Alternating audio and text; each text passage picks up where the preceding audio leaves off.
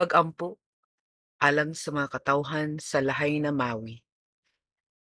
Amahan, among giampuan, among Diyos, balaan nga magbubuhat namong tanan. Tuburan sa tanang kaayo.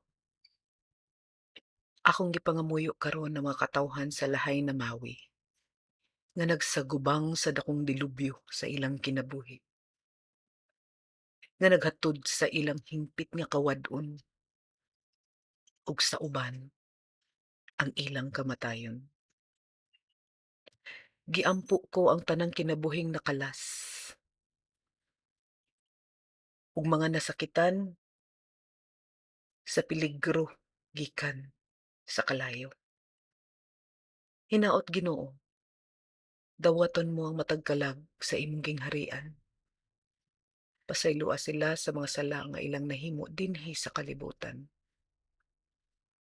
Kaluyo sab ang mga nahimilin nilang mga mahal sa kinabuhi nga nagsud-ong sa pagkahanaw sa ilang pamilya ug mga propiedad gikan sa dakong sunog. Palihog abagi sila, Amahan. Hatagan mo sila sa ilang gikinahanglan. Ilayo sila sa tanang peligro ug kadaot ug sa lain pang mga dautan nga mamahimo nilang mahiaguman.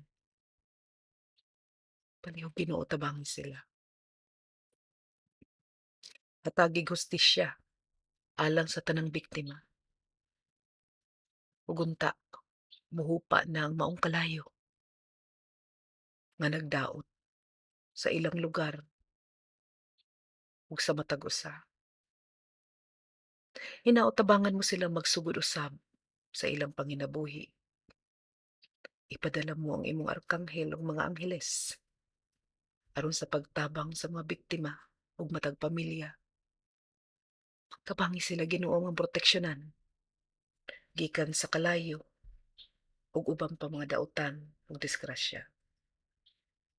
Ibubo kanila ang grasya nga ilang gikinahanglan. Ug usab panalipdi sila sa disgrasya ug lain pa mga kadautan nga ilang gisagubang ug mahimong mahiaguman. Hikapa usab ang ilang mga lideres, mao'y gitugyanan sa pagsalig sa tanang katawhan.